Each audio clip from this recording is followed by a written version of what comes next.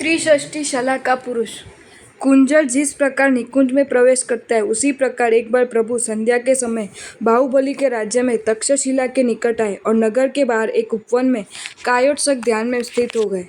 उद्यानपाल ने यह संवाद बाहुबली को दिया। उसी क्षण बाहुबली ने नगर के रक्षकों को आदेश दिया, हाट बाट आदि को सजाकर नगर को सुसज्जित करो। इस आज्ञा के प्राप्त होते ही नगर के स्थान स्थान पर कदली वृक्ष की तोरण मालाएं तैयार की गई, जिससे लटकते हुए केले पटचारियों से मुकुटों को स्पर्श करने लगे।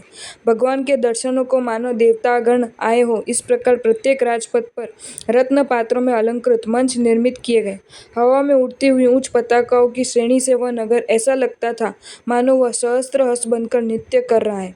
चारों ओर नवीन कुमकुम जल का छिड़काव कर देने के कारण ऐसा लगता है जैसे समस्त नगर की मिट्टी ने मंगल अंगारक लगाए हैं। भगवान के दर्शन करने की उत्कंठा रूप चंद्र दर्शन से समस्त नगर कुमुद खंड की भांति विकसित हो उठा, अर्थात किसी को भी उस रात नींद नहीं आई।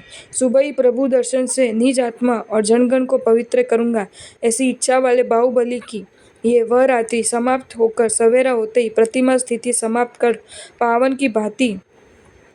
की भांति प्रभु अन्यत्र प्रस्थान कर गए। जैसे ही प्रभात हुआ, बाहुबली उपवन की ओर जाने के लिए प्रस्तुत हुए। उसी समय सूर्य की भांति बड़े बड़े मुकुटधारी मंडलेश्वर और समाधान के मंदिर तुल्य साक्षात शरीरधारी अर्थशास्त्र के शुक्रादि समान अनंत मंत्रीगण वहां बाहुबली की सेवा में उपस्थित थे। गुप्त पक्ष गरुड़ तुल्य जगत को उल्लंघन करने वाले वेगधारी लक्ष्य लक्ष्य अश्व श्रेणियों से वह स्थान सुशोभित हुआ। दीर्घकाय बहुत से ऐसी हाथी भी वहां उपस्थित थे, जिनके मस्तक से मद जल प्रवाहित हो रहा था। देखकर लगता था मानो पृथ्वी की धूल को शांत करने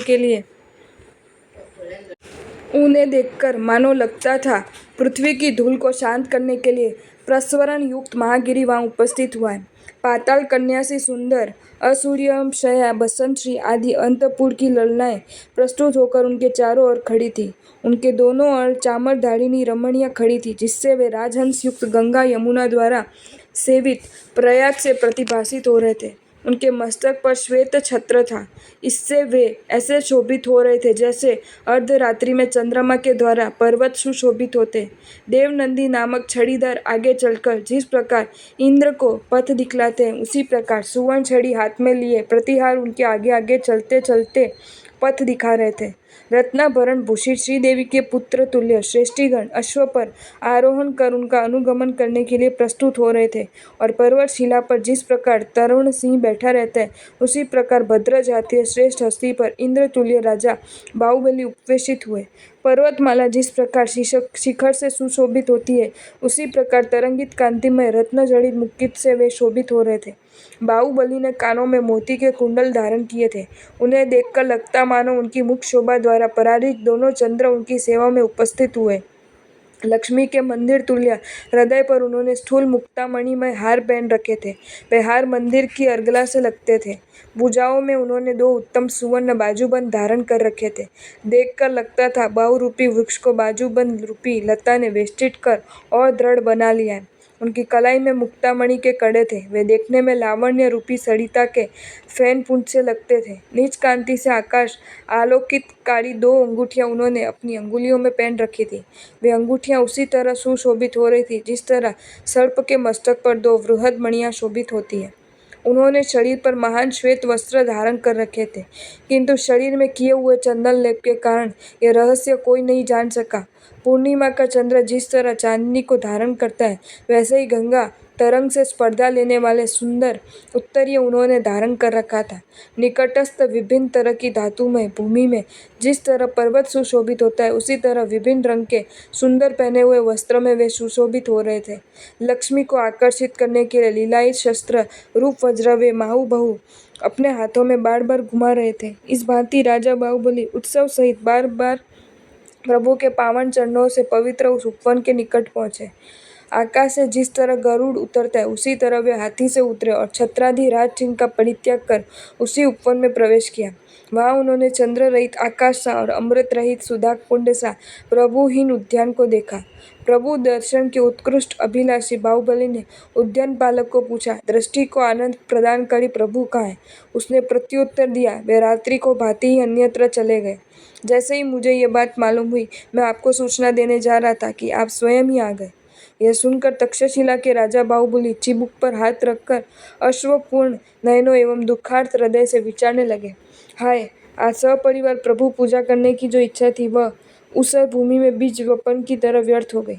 धन साधारण पर अनुग्रह करने की इच्छा से मैंने यहाँ आने में विलम्ब किया, उसके लिए मुझे अधिकार है।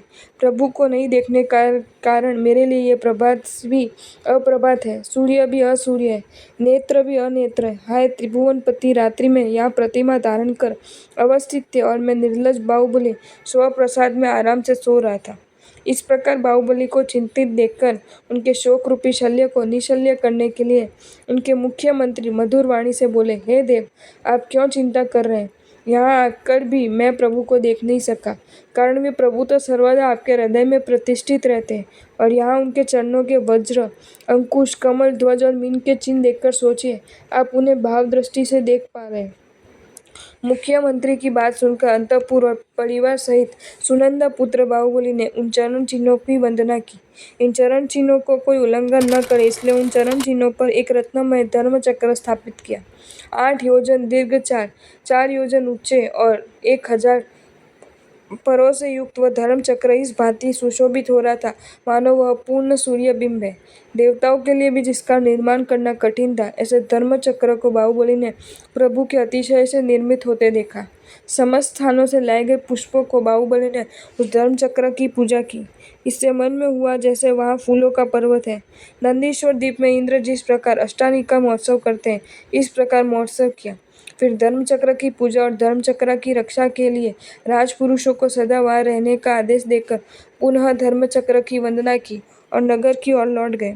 इस प्रकार स्वतंत्र पूर्वक अस्खलित गति से प्रवचनकारी, नाना प्रकार की तपस्या में निष्ठावान, विभिन्न प्रकार से अभिग्रहशील, मौन, व्रतावलंबी, यवनादि म्लेच्छ देश के निवासी अनार्यों को दर्शन मात्र से भद्र बनाने में समर्थ, उपसर्ग और परिचय सहन करने में अव्याकुल प्रभु ने 1000 वर्ष एक दिन की भांति व्यतीत किया।